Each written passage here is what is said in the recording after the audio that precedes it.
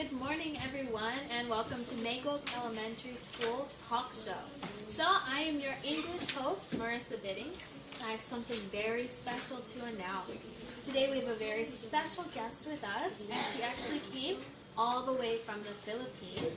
So, I heard that she's doing a teacher exchange program between the Philippines and Korea.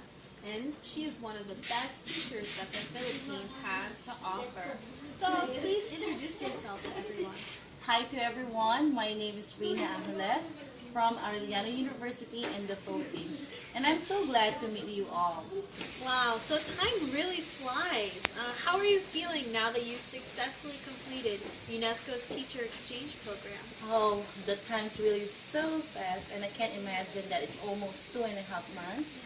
So I have arrived here last October 6th, and it's really so fast. I can't really imagine that next week I'm going back to the Philippines.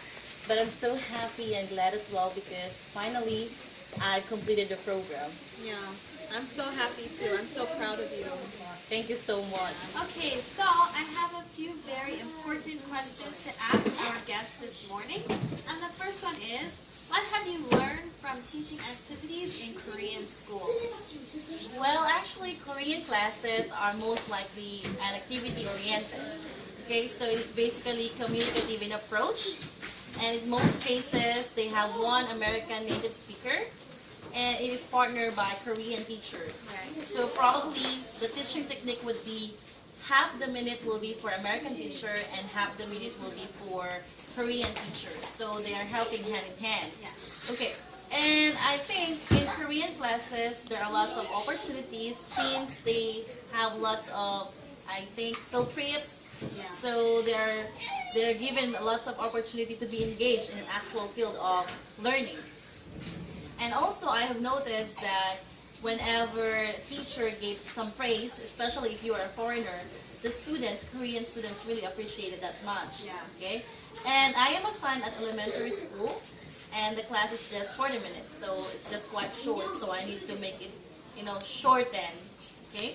And actually, Korean classes, as I observed, they started with a 3 P's. Okay. The first P would be the presentation. Second P will be practice, and the third P will be production. Okay, so given for example that this is 40 minutes, the first P, presentation, would be just 10 minutes video or something just to lighten up or to energize the students. Right. And next one will be practice. This will be the actual doing, Yeah. okay, of the thing or activity. And probably the production now will be the output of the students. And it would be good because the teachers will likely post it on the wall and the students, of course, can see their efforts. Yeah.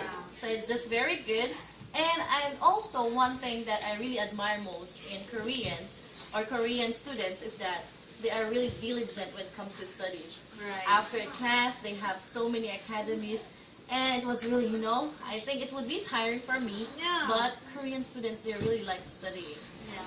So my next question for our guest is, how will you apply such experience and lessons to the Filipino schools?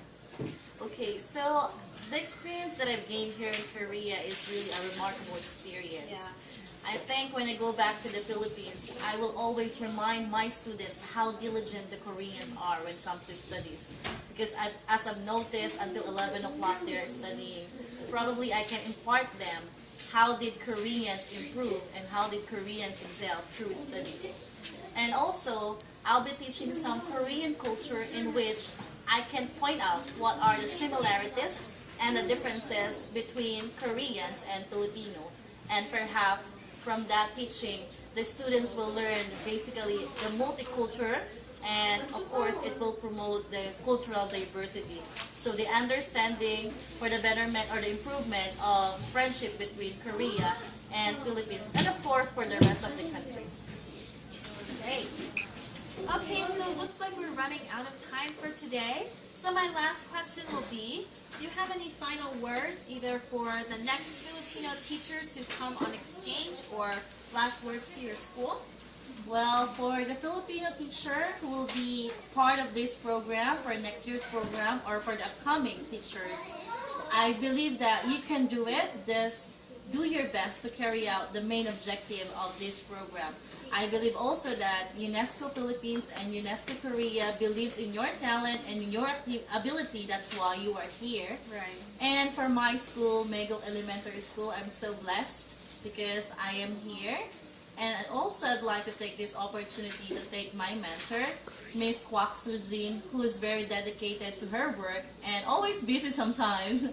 And Miss Yu Kyung Lee, the vice principal of the school. She's very sweet and very kind to me. Right. And Mr. Of course, the principal of the school, Mr. Sang Han Chue, who is very, of course, supportive in every program that I held in the school. And also, of course, I'd like to take this opportunity to thank the English faculty, the teachers who really helped me a lot during my stay here in Korea.